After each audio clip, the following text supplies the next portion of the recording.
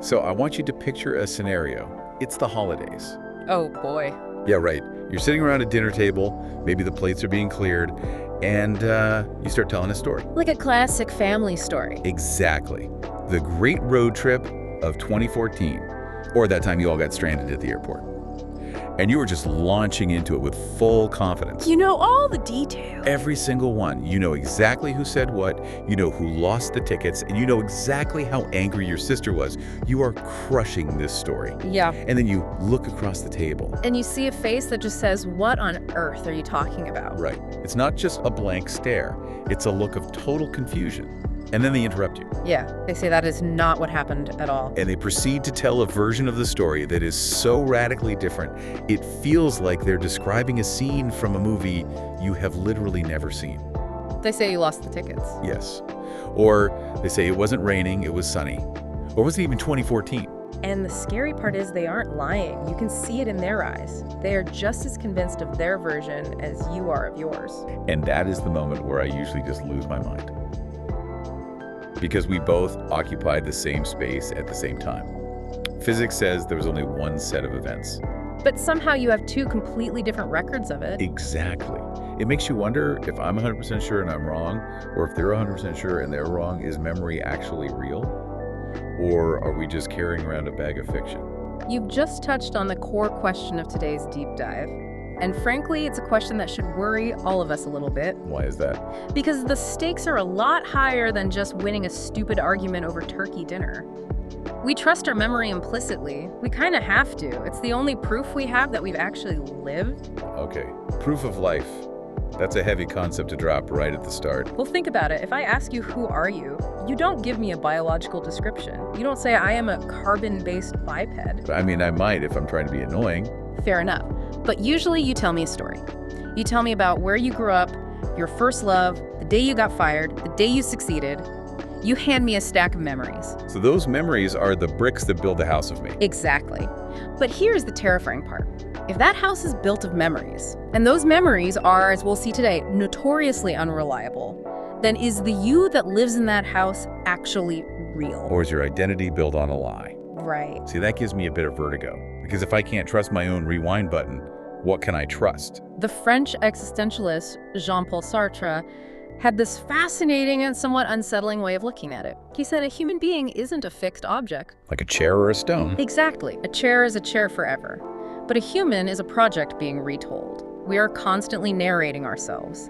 But the material we use to write that narration is memory. And if the material is flawed, the project is unstable.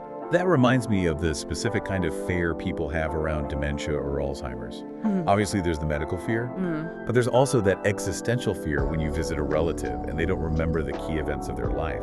People say he's not him anymore. That phrase is so profound. He's not him anymore. It implies that we equate the self with memory. If the database is wiped, the user's deleted. But today we're challenging that. We are. We're going to look at why your brain is actually a terrible historian and why that might weirdly be a good thing. Okay, well, let's look at the machinery first. Because I think most of us, me included, operate under what the sources call the camera myth. The idea that memory is a recording. Yeah. I assume that when I experience something, my eyes are the lens, my ears are the mic, and my brain just writes into a hard drive. And when I remember it, I'm just double-clicking a file and hitting play. That is the common assumption. And it is almost entirely false. If you take one thing away from this deep dive, let it be this. Memory is not a recording. It is a reconstruction. So I'm not playing back a videotape. Not at all. You are building a scene from scratch every single time. Building a scene. That sounds like active work. It is active work. Think of it less like a video file and more like a Wikipedia page. A wiki page. You mean anyone can edit it? Well, you can edit it, and you do, constantly. When you recall a memory, say that road trip from 2014, your brain doesn't just retrieve it. Neurobiologically, it moves the memory into a labile state. Meaning changeable. Yes. You pull it up, you look at it, but you are looking at it through the lens of today. Your current mood, your current beliefs, your current environment, they all act like editors. They change a specialized adjective here, delete a sentence there. Maybe highlight a paragraph in bold, and then this is the kicker, you resave the file. Wait, so I'm not saving the original event, I'm saving the last time I remember the event. Precisely. You are remembering the memory of the memory. It's like a game of telephone you're playing with yourself over decades. So by the time I'm 40, that story about the road trip might have drifted miles away from the reality of what happened on the asphalt. Absolutely. That makes me incredibly uncomfortable. It feels like gaslighting myself. But why does the brain do that? Is it just a glitch? It's not a glitch, it's a feature. It's about efficiency and coherence. We call this emotional filtering. Your brain is trying to make sense of your life right now. Okay. So if you are feeling sad or victimized today, your brain will dutifully go into the archives and pull out memories that confirm that feeling. It will highlight the times you were hurt, ignored, or failed. And it dims the lighting on the happy memories. Yes. And if you are feeling proud and confident today, your brain will reconstruct the past to highlight your strength. You'll tell yourself, I was always a fighter. And I might conveniently forget the times I gave up because they don't fit the current draft of the script. Exactly. Søren Kierkegaard, the Danish philosopher, nailed this nearly 200 years ago. He said life can only be understood backwards, but it must be lived forwards. But when we look backwards, we're standing in the present. We can't help but color the past with the present's ink. I want to make this concrete because the theory is fascinating, but the reality is so messy. There's a case study in the reading about two brothers. And this one really stuck with me because I have siblings and we definitely remember things differently. The tale of the two brothers, it's a perfect example of this divergence. Right, so you have two boys. They grew up in the exact same household, same parents, same income level, same rules on the fridge. 20 years later, they meet for a drink and start talking about their childhood. And their accounts are totally different. Night and day. Brother A remembers it as a disciplined environment. He says, yeah, Dad was strict, but it was good. It taught me focus. That's why I'm successful today. He sees the structure as a foundation. And Brother B? Brother B remembers a prison.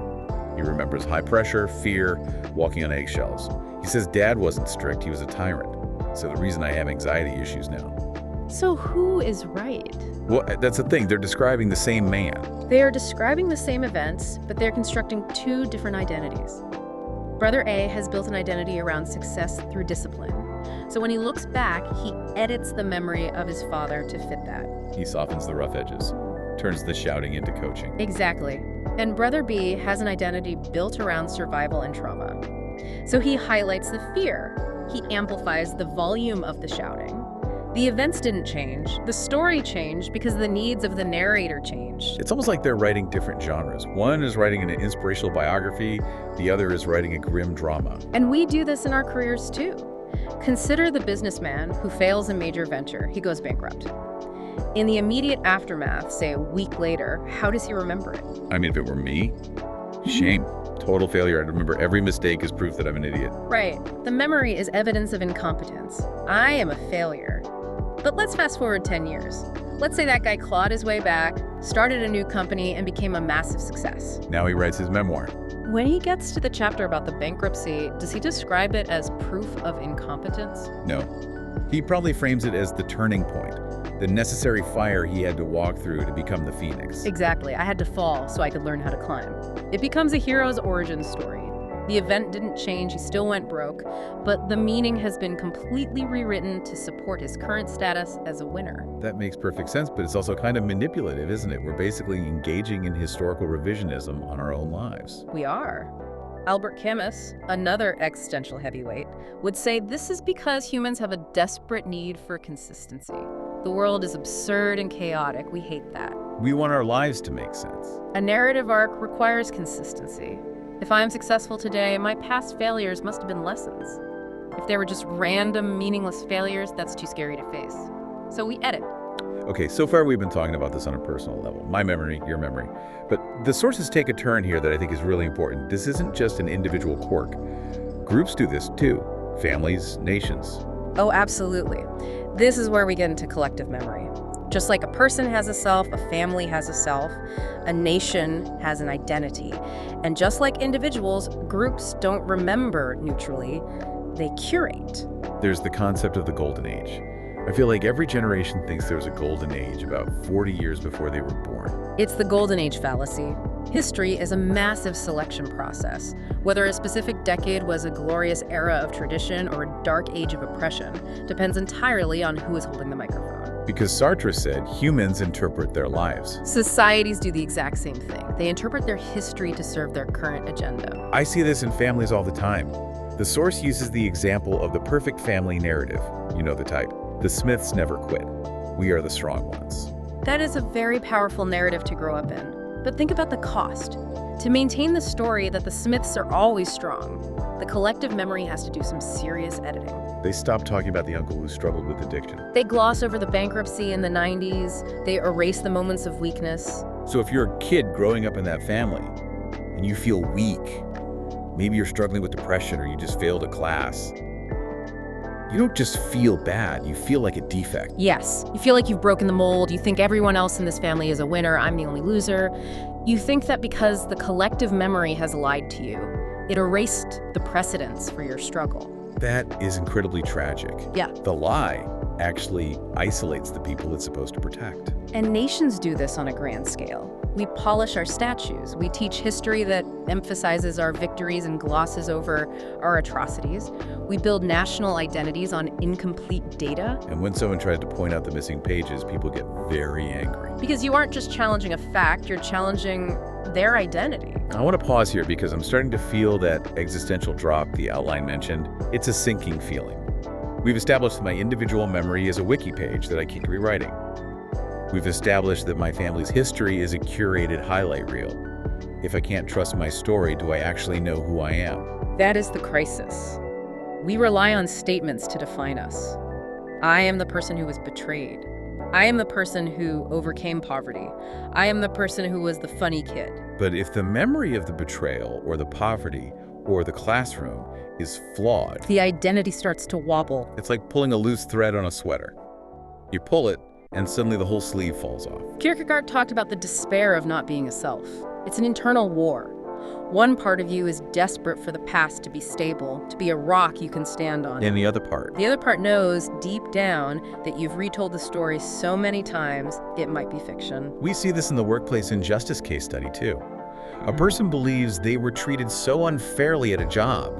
They build this whole narrative of being the victim of a toxic boss. Right. And then years later, with some distance, they realize they actually shared a lot of the responsibility. They missed deadlines, they communicated poorly. The event didn't change, but their understanding did. But hold on, is it always fiction? Sometimes bad stuff really happens. We can't just say it's all in your head. No, you're totally right. The events are usually real, but the meaning is constructed. Let's look at a really painful example from the research. The miserable childhood paradox. Oh, right. A person claims their childhood was purely miserable. My parents were awful. I was always sad. It was dark. And then the siblings bring out the photo albums. Right. The siblings say, what about Disney World? What about the pizza nights? What about when mom stayed up all night helping you with that project? And the person says what? Those are fake. No, they usually say that doesn't count. Or they just can't connect with it emotionally. They aren't lying, but they have selected a specific set of memories to justify their current pain. If they identify as a survivor, their brain filters out the happy memories because those memories contradict the identity. Because if I admit I had a happy childhood, then why am I so unhappy now? That's a scary question. It's easier to rewrite the childhood to match the unhappiness. That is wow. So we rewrite the past to justify our current misery. Very often, yes. But here is the paradox, and this is where I think the rubber meets the road. The memory might be exaggerated or filtered, but the consequences are 100% real. You can wreck your life based on a faulty file. Absolutely. You can have a fake cause create a very real effect. I'm thinking about the example of the cold father. This one hits hard. A son remembers his dad as unsupportive, critical, distant. He constructs this character in his mind, the cold father. So based on that character, he takes action. Right. He stops calling, he moves 3 states away, he doesn't invite the dad to his wedding, he denies him access to the grandkids. And in doing so, he might be filtering out the times the father was encouraging, or the times the dad worked double shifts to pay for his college. He builds a case against his father like a prosecutor. But here's the tragedy. The dad dies. The estrangement, the 10 years of silence, that is a concrete fact. It really happened. They really missed out on a relationship. The estrangement is real, even if the narrative that caused it was biased. And that is the danger of never doubting your memory. You can burn bridges based on a blueprint that isn't accurate. Camus suggests we often live in an interpretation that we mistake for objective truth. The problem isn't necessarily that our memory is wrong, it's that we never doubt it. We treat our internal Netflix documentary as if it's raw security footage. Yeah. Like the cute example. Two friends haven't spoken in years because one remembers a specific insult, the look, the tone. And the other doesn't remember it happening that way at all. Neither will budge. One is protecting his pride, the other his innocence. And the friendship is just dead. So what's the alternative? Because if I start doubting everything, I feel like I'll just become paralyzed. Did he insult me? Did he not? Am I crazy? That's not a way to live either. No, you don't want to gaslight yourself into paralysis, but there is a middle ground. It's called epistemic humility. It's just admitting, I feel angry and I remember it this way, but I accept that my memory might be serving my ego right now. That's a tough pill to swallow. It requires admitting you might be the villain in your own story, or at least not the perfect victim. It is incredibly hard. It feels like surrendering. But, and here's where we pivot to the solution, it's also the only way to be free. So let's get to that solution. If the past is slippery and memory is a reconstruction, what do we hold on to? We need an anchor. We do. And Sartre, despite being known for being a bit gloomy, offers a very empowering resolution here. He says, we are not what happened to us. We are what we choose to do with what happened to us. Action over memory. Precisely.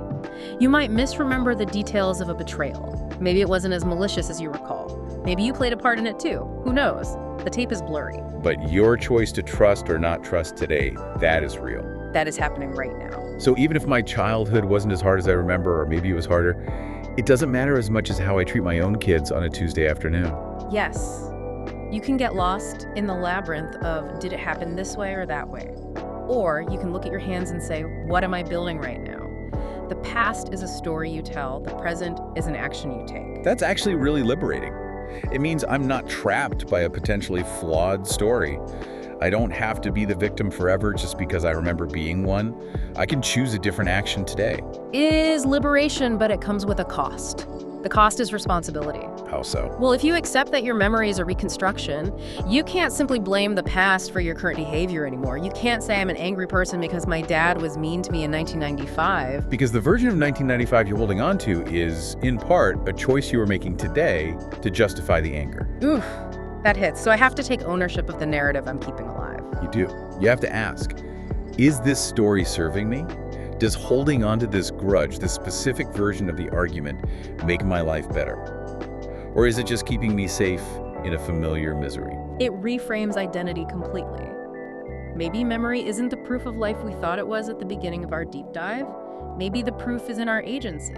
I think that's the healthiest way to look at it. We are not the archivists of our past.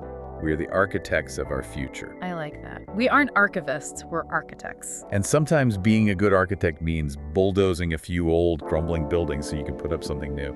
So as we wrap up this deep dive into the architecture of the self, I'm left with a lot to process. We've talked about how memory edits reality like a film editor. We've talked about how we build identities on shaky ground. And we've talked about how action is the only true anchor. It really comes down to courage. The courage to look at the stories we tell about ourselves and ask, is this true? Or is this just the version that makes me feel right? And here's the final provocative thought I want to leave everyone with. And this builds on the source material, but I want you to really apply it to yourself. Think of a wound from your past.